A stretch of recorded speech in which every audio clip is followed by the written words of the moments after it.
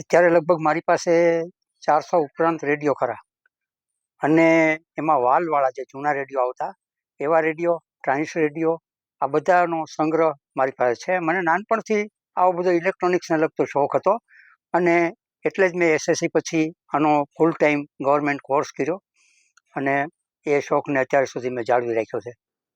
કેટલા રેડિયો છે તમારી? 400ની આસપાસ તો ખરા, પણ ગણેલ નથી ક્યારેય, પણ લગભગ ઓછામાં ઓછા એટલા તો હશે જ. કયા કયા પ્રકારના રેડિયો છે?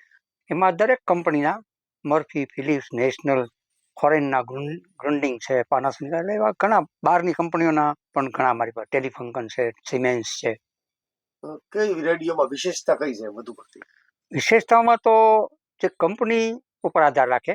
દાખલા ફિલિપ્સ, મર્ફી એ તો આપણે અહીંની, જોકે બહારની કંપની પણ ઇન્ડિયામાં પછી આવી, પણ ગ્રુન્ડિંગ છે, ટેલિફંકન છે, આ બધી કંપનીઓ જે છે ફોરેનની, એમાં બહુ સારી સુવિધાઓ હોય.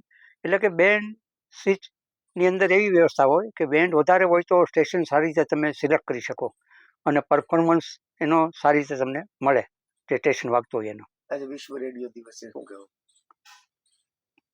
આજે વિશ્વ રેડિયો દિવસ છે, હા, એના માટે હું કહીશ